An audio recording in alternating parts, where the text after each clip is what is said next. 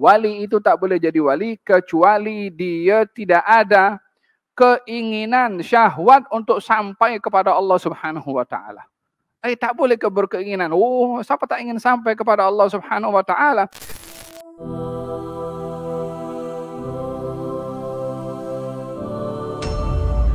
Oleh hada dikatakan di sini, lan yasil al-wali ila Allah taala hatta tanqati anhu syahwatul wusul ila Allah. Wali itu tak boleh jadi wali kecuali dia tidak ada keinginan syahwat untuk sampai kepada Allah Subhanahu wa taala.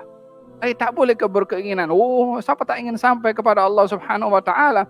Tapi sudah punya rasa keinginan itu, bila dia based on keinginannya sendiri, maka dia telah menyekutukan Allah dengan keinginannya. Sementara Allah berfirman dalam hadis, "Abdi anta turid wa ana urid." Hambaku, kamu punya keinginan, aku juga punya keinginan. Bukankah sifat Allah itu yang maha berkehendak? Bukankah manusia juga punya kehendak? Bagaimana kita akan menyesuaikan kita punya kehendak dengan kehendaknya Allah untuk kita tidak syirik kepada Allah pada sifat kehendak? Kita tahu syirik hanya pada riak sahaja. Katanya syirik itu syirik kecil. Apa sebab? Sebab kita menunjuk-nunjuk kepada orang lain dalam kita punya amal ibadah.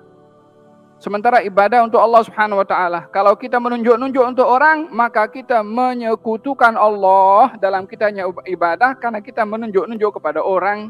Sama juga hal yang kita buat bila dilakukan bersama dengan Allah yang lain daripada Allah, termasuk pada keinginan, boleh jadi syirik juga. Jadi bagaimana kita akan melepaskan diri untuk tidak tergelincir kepada syirik kepada Allah, hatta ke atas keinginan kita, yaitu kita tidak ada rasa independen dengan kita punya keinginan. Yang kalau kita tak sampai kepada apa yang kita inginkan, tak berubah kita punya sikap kepada Allah. Tapi kalau dah kata, aku dah buat qiyamul lail, kenapa tak sembuh juga? Aku dah buat doa selamat bagi anak yatim, makan, minum semua, aku dah menyumbang banyak. Kenapa tak diberikan juga apa yang kau inginkan? Sifat seperti ini adalah dia lebih bergantung dan meletakkan ketergantungannya kepada keinginannya berbandingkan kepada apa yang diinginkan oleh Allah Subhanahu wa taala, sehingga dia mahu apa yang diinginkan tercapai. Dia telah bergantung, bersandar,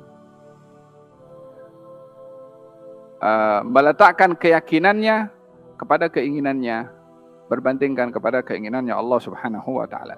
Ini sukar ya untuk dilalui, tapi kita diajar seperti ini untuk kita bermuhasabah. Bagaimana kita berinteraksi dengan Allah Subhanahu wa taala. Oleh sebab itu dikatakan dalam bait, katanya siapa?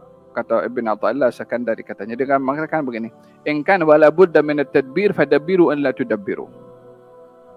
Kalaupun kamu mesti merancang atau berkehendak untuk merancang, merancanglah untuk kamu tidak merancang. Supaya tidak kamu meletakkan ketergantungan kepada perancangan sehingga kamu akan gagal menyikapi Allah bila Allah menentukan berlainan dengan apa yang kamu rancang.